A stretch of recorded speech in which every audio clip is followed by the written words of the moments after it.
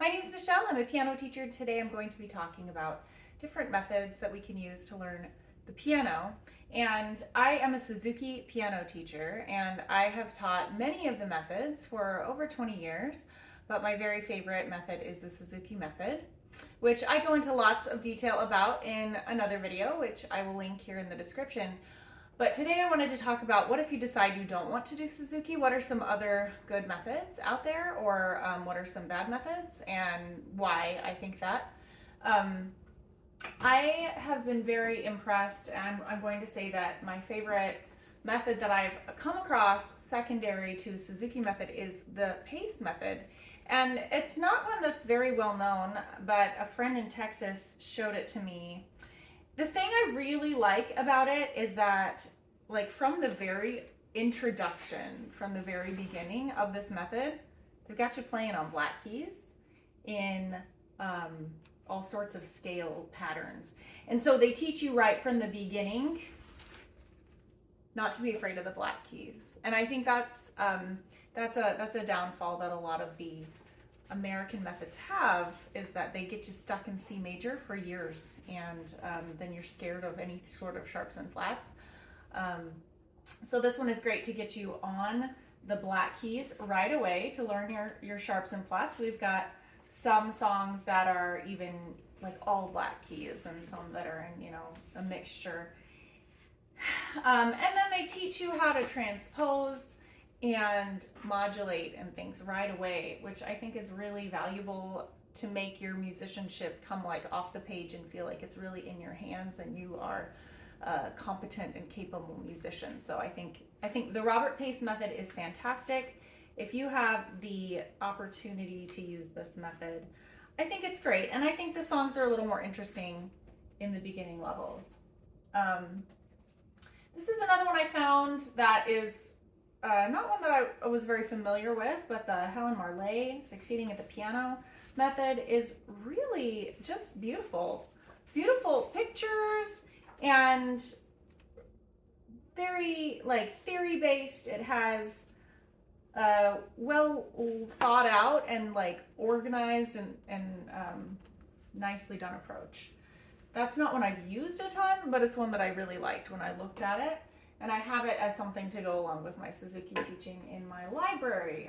John Thompson's Easiest Piano Course is one that's, it's okay and it's clever. I picked this for my son because it wasn't very girly. It's got these funny little monsters. And this one, I think, for a parent who knows enough about music that they want to teach their own kids, I think this one's got enough teacher instructions in it to make it accessible for you to teach your own child, and to not need teacher training or a lot of experience, but it kind of tells you, okay, this is what you have to remember about this song. And the monsters are saying it in these little word bubbles, which is kind of fun. So the monsters tell you, okay, this is the focus on this piece, and it helps you know exactly what you're supposed to teach with that song. And quite a bit of repertoire in one book. I mean, they're like 50 pages, so this one's pretty good. Piano Town is one that I've really loved. This one really sets you up for major and minor keys and gets you thinking about different kind of music theory things. This is good for sight reading, a beginning sight reader, just kind of your reading skills and intervals. It's very, very interval based, this one.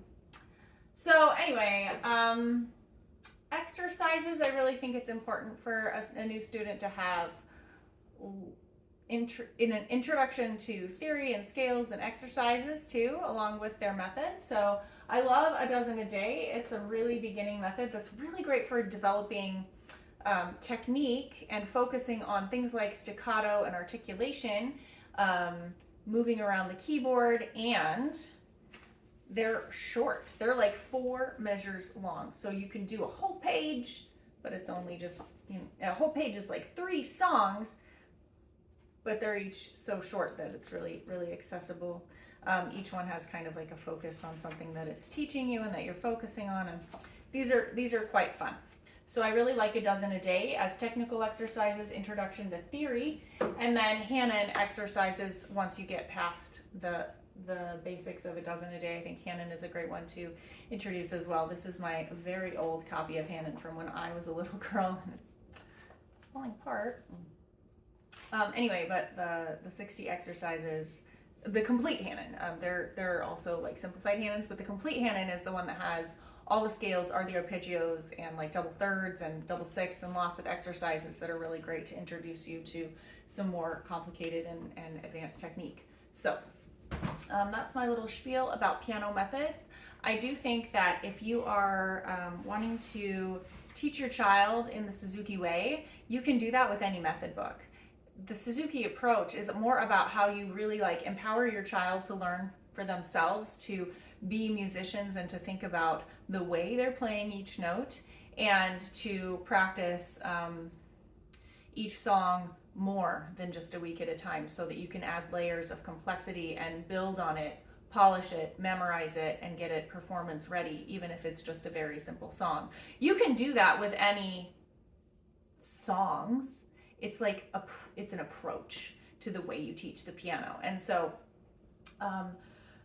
that is a little bit of information about different piano methods. And I will say I have taught Bastian and Alfred's and Music Tree. Those are ones that I chose not to introduce here because they're not ones that I enjoyed. They're not ones that the kids enjoyed. And it was frustrating to try and learn piano. It really became kind of a chore using those methods. And then as a teacher, I became very frustrated at the limited exposure to different things that these methods were giving. They're just, Alfred's especially just gets you locked into this chord, and this chord is like the only accompaniment pattern for like forever. and I feel like it's very limiting to keep you locked into that one possibility for accompaniment pattern, and it's boring. Anyway, so I did not enjoy teaching the Alfred's method. I don't really think Bastian fosters very much creativity. It's very old-fashioned. It makes me think of like maybe when my grandma was a kid. Maybe that's the piano lessons that she had, wearing her little dress, walking down the street to the neighbor and playing these little boring songs. But I don't think it's very interesting or applicable to the modern child, and it moves a little slow. So I do not recommend those. The Music Tree is an intervallic approach, and it teaches step by step from landmarks, which I think is a fantastic way to introduce reading. So if you just need to learn how to read music, that's a great way to introduce it, but the songs don't have any musical form or interesting melody. They're really pedagogical. So if you think of the Music Tree as an exercise book, kind of like Hanon or a dozen a day, it's a good literacy tool, but the songs are not very motivating to practice. And I don't really like using that in my studio. So that's a little bit about each of the methods and my opinions on them. Feel free to ask me questions. I can go into more detail or play some of the songs for you. So yeah, that's my spiel about methods.